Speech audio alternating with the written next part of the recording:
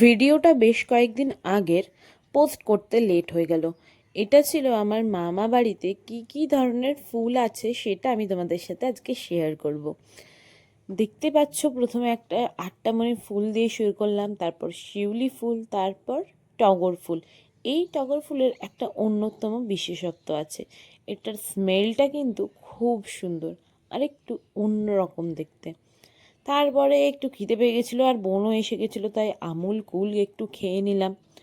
তারপরে আবার বৃষ্টি শুরু হয়েছিল, তার মাঝখানেই আমি জবা ফুল পাড়তে গিয়েছিলাম।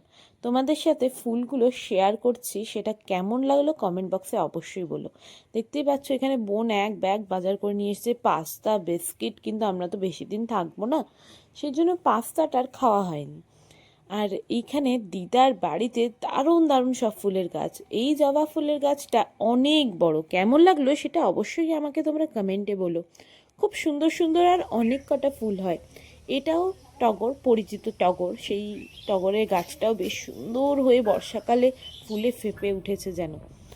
আর দিদাদের বাড়িতে এই গাছগুলোকে সেরকম বেশিও কেউ যত্ন করতে পারে না, তাও গাছগুলো বর্ষাকালে দারুণ লাগে।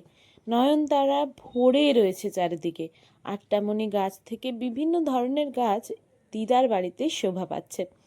আমার তো এখানে গেলেই সব সময় গাছগুলোর দিকে তাকিয়ে থাকতেই ভালো লাগে। তোমাদের কেমন লাগে সেটা কিন্তু আমাকে অবশ্যই কমেন্টে বলতে ভুলো না। আর তোমাদের বাড়িতে কি কি গাছ রয়েছে সেটাও আমাকে বলো।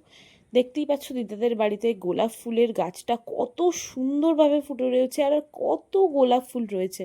এখানে দিদা সবজি চাষ করেছে, বেগুন, বিভিন্ন শাক, অনেক কিছুরই চাষ রয়েছে।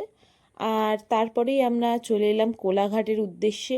এইটা চন্দ্রকোনা রোডের জঙ্গলটা, তোমরা সবাই কম বেশি পরিচিত এই জঙ্গলটার সাথে। আস্তে আস্তে মনে হচ্ছিল যে আরও বেশ কয়েকদিন থাকলে হতো, কিন্তু ডিউটির জন্য আমাকে চলে আসতেই হবে। আসলে ছোটোবেলার মজা ছিল অনেক, ছোটোবেলায় অনেক সময় ছিল, বেশ মামা বাড়ি যেতাম মজা করে বেশ কয়েক